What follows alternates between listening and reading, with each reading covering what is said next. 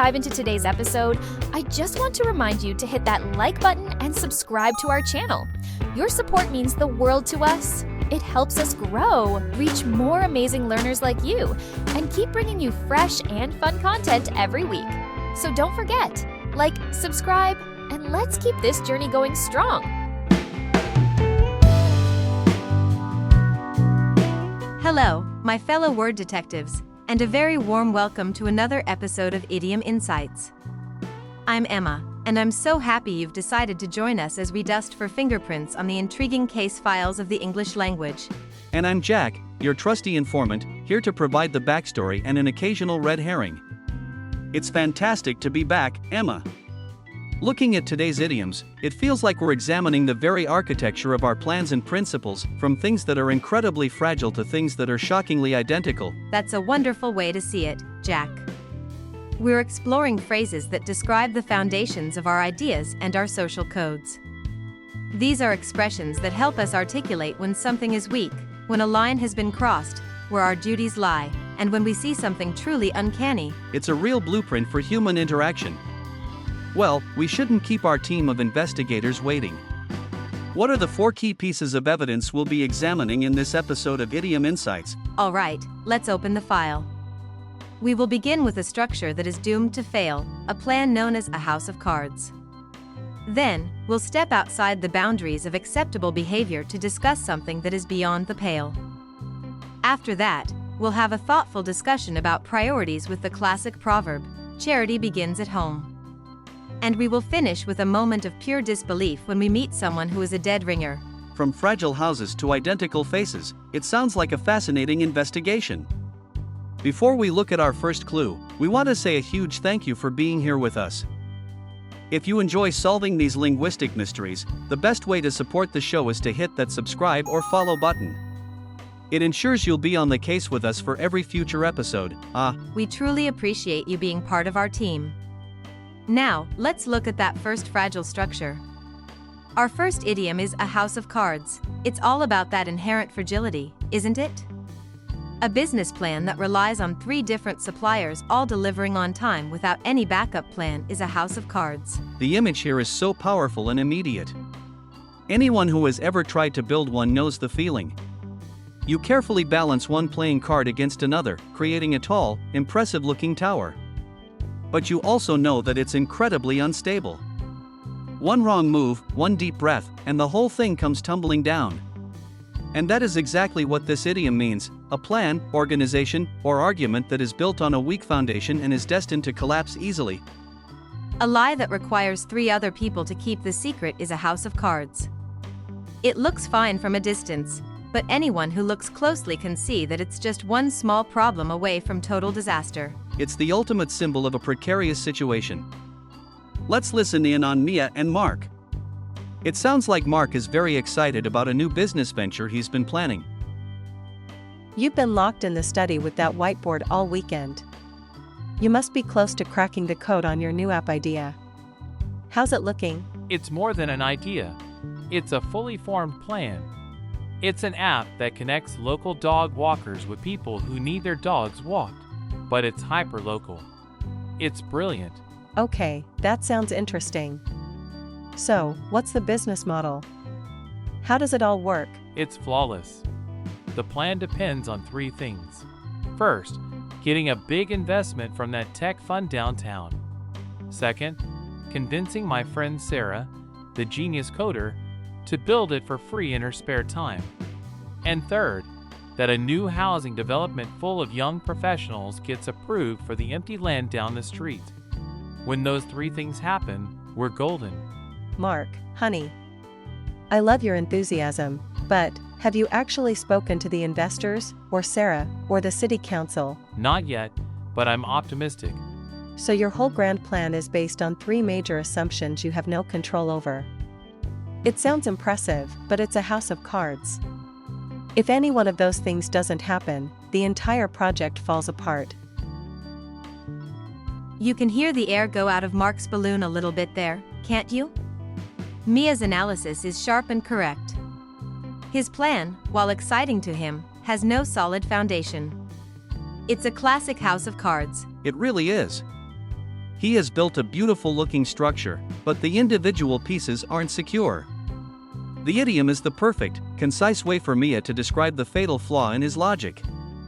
Listeners, have you ever created a plan that turned out to be a house of cards? Tell us your story. Okay, from a plan that falls apart to behavior that is simply unacceptable. Our second idiom today is beyond the pale. This is a fantastic, and very strong, phrase.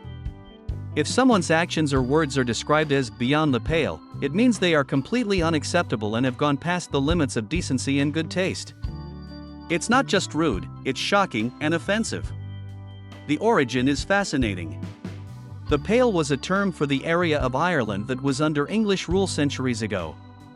To be beyond the pale was to be in the wild, uncivilized territory outside of English law and control. That origin story is so helpful because it perfectly frames the meaning. It's about being outside the boundaries of civilized behavior. You might use it to describe a cruel joke, a deeply insulting comment, or a truly outrageous action. It carries a weight of serious disapproval. Let's listen to a situation where this phrase would be entirely appropriate. Mia and Mark seem to be discussing a recent formal event they attended. I'm still thinking about that speech David gave at his brother's wedding on Saturday. I can't believe he said all of that in front of their grandparents. I know. I was cringing the entire time. A best man speech is supposed to be funny, but it's also supposed to be warm and kind. Exactly. A few jokes about their childhood would have been fine. But he started telling deeply personal and embarrassing stories about his brother's past relationships. It was just uncomfortable for everyone. The bride looked horrified. You could feel the mood in the entire room shift. Joking is one thing, but that was just cruel. Honestly, his comments were completely beyond the pale. You can feel their shared disapproval. They both agree that a line was crossed. The best man's behavior wasn't just a mistake, it was outside the accepted rules of the social situation. Mia's use of beyond the pale perfectly captures that sense of moral offense. It's the ideal idiom for the situation. It conveys a level of shock and disgust that a word like inappropriate just doesn't capture. It's a very powerful condemnation. We'd love to know, have you ever witnessed something you felt was beyond the pale? Now, from social rules to personal principles. Our third idiom is a proverb that sparks a lot of debate. Charity begins at home. This is a really interesting one because it can be interpreted in a few different ways.